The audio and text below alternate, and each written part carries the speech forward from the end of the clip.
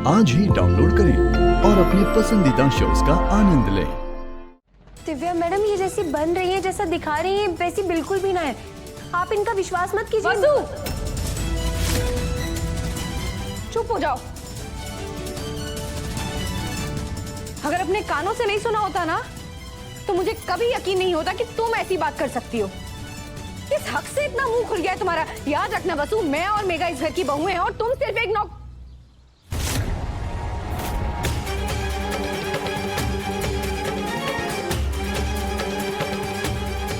बदल गई हो तुम वो वसुधा हो ही नहीं जिसने मेरी और अविनाश जी की शादी कराई थी।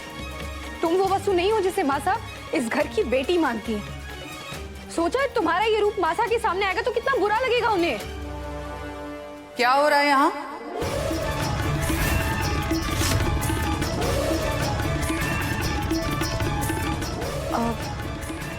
वो माँ साहब कुछ नहीं, बस हम तीनों इवेंट के बारे में डिस्कस कर रहे थे। एक मिनट मेघा, तुम तो बताओगी नहीं, जानती हूँ, लेकिन मैं मासा से सच नहीं छुपाऊंगी।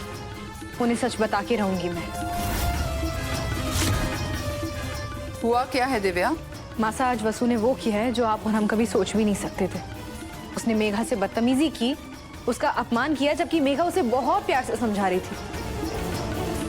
यहाँ तक कि वसु ने उससे ये भी कहा कि वो मेघा और भाईसा की शादी नहीं होने देगी। क्या?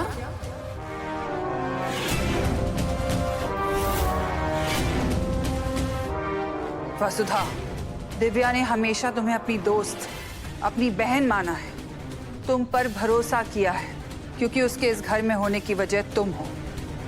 और आज पहली बार दिव्या ने तुम्हारे खिलाफ कुछ कहा है, तो जरूर इसकी कोई बड़ी वजह होगी। हमें तुमसे ये उम्मीद नहीं थी। को माफ कर दीजिए दिव्या। अपमान तुमने मेघा का किया है, माफी भी तुम उससे मांगो।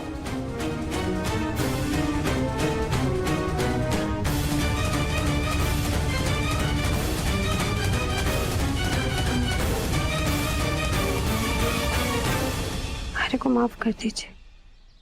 अरे नहीं वसु, तुम प्लीज ऐसा मत करो।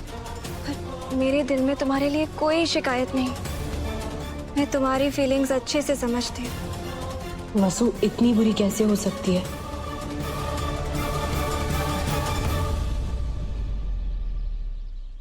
वसुधा, हमारी बहुओं का मान अपमान हमारा मान अपमान है।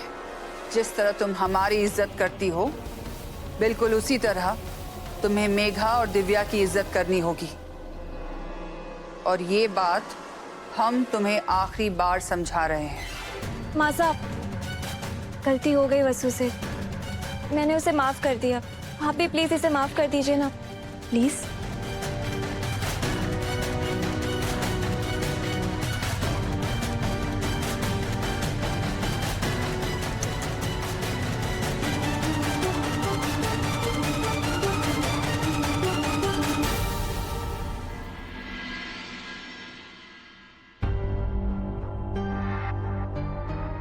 बाबू साहब, ये सब क्या हो रहा है? अरे वसु, अच्छा हुआ तू आ गई। चल जल्दी जल्दी हमारा सामान रखवा दे, हमारे को गांव निकलना है। गांव? हाँ। पर क्यों बाबू साहब?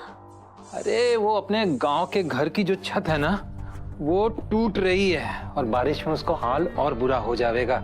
इसलिए हमारे को उसे बनवाना ही पड़ेगा और हमारे गए बगैर ये काम ना हो पाएगा, समझी? मत जाइए ना बाबू साहब, मैं अकेली पड़ जाऊंगी।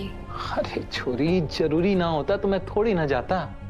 पता है हमारे को कल बड़ा दिन है, हमारा नया पोस्टर आने वाला है, पर अब जाना तो जरूरी है ना। और तू ना दिल छोटा ना कर, यहाँ पे सब लोग हैं, तू खुशी खुशी अपना काम करना।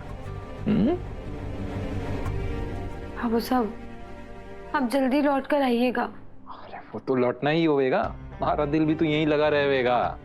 चल आजा, अब सामान रखवा दे।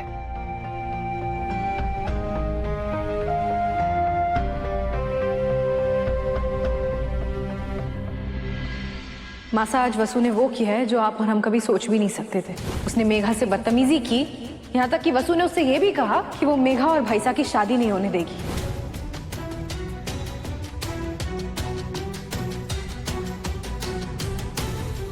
चांद रोज मुझसे शिकायत करता है कि मेरी चांदनी तो तुमने चुरा रखी है।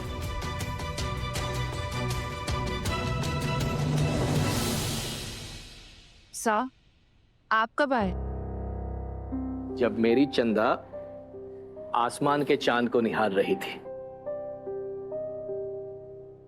लेकिन हमारे हुजूर के चेहरे पर ये चिंता की लकीर क्यों? आज वसुधा ने मेघा के साथ बहुत अजीब व्यवहार किया। वो उससे उलझ गई और उससे अपमान भरे शब्द कहे। क्या वसु ने मेघा को? नहीं नहीं चंदा, ये संभव नहीं है। वही तो ना सर, हमें भी वसुधा का ये व्यवहार समझ में नहीं आ रहा है। उसकी माधव से शादी होने वाली है, उसे तो खुश होना चाहिए, लेकिन वो खुश नहीं है। उल्टा वो लड़ रही है घर की बहुओं से। चंदा, वसु किसी से कोई कड़वी या बेसिर पैर की बातें कर ही नहीं सकती। जरूर तुम्हें किसी ने गलत बताया है। अगर कोई और हमें कहता तो हम भी नहीं मानते, लेकिन दिव्या ने हमें बताया, उसने खुद सुना। भला दिव्या वसुधा के बारे में हमसे गलत क्यों कहेगी? चंदा, वसु और मेघा के बीच में कहा सुनी हो रही थी, तब दिव्या वहां पहुंची, उसके बाद तुम वहां पहुंची। तो मेघा और वसु के बीच किस बात पर बहस शुरू हुई वो तुम दोनों में से किसी को नहीं पता। फिर एक तरफा सोच क्यों? वसु ने कुछ कहा, मतलब मेघा ने भी कुछ कहा होगा। आपकी बात सही है साहब, पर उस वक्त हम बात को और आगे नहीं बढ़ाना चाहते थे, इसलिए हमने वसुधा को मेघा से माफी मांगने के लिए कहा। एक बात कहूं चंदा, वसु की गलती थी या नहीं, ये जाने बिना वसु से माफी मांगने के लिए कहना, ये बात सही नहीं हुई। हमने वसुधा से पूछा था, लेकिन कोई जवाब ही नहीं था उसके पास।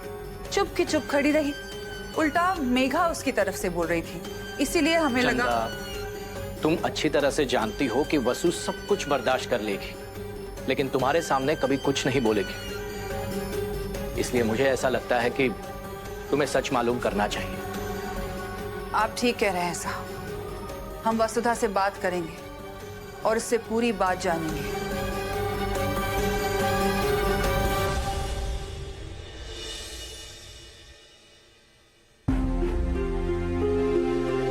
वो फॉर्मूलाज पासवर्ड प्रोटेक्टेड फोल्डर में थे और उस फोल्डर को चुराने के लिए पासवर्ड चाहिए था। आई एम श्योर कोई हमारा बहुत करीबी है जिसने हमारे साथ ये विश्वासघात किया है।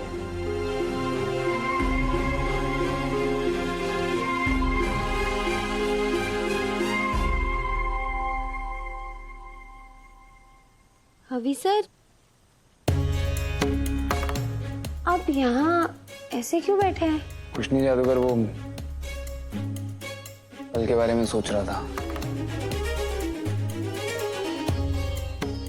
अभी सर, आपने हमारा नाम जादूगर रखा है ना? पता है हमारे को कौन सा जादू आ गया? मन पढ़ने का। जैसे अभी मैंने आपका मन पढ़ लिया। आपको कोई बात परेशान कर रही है कि आप हमारे को भी ना बतावेंगे अभी सर? वो जादूगर, वो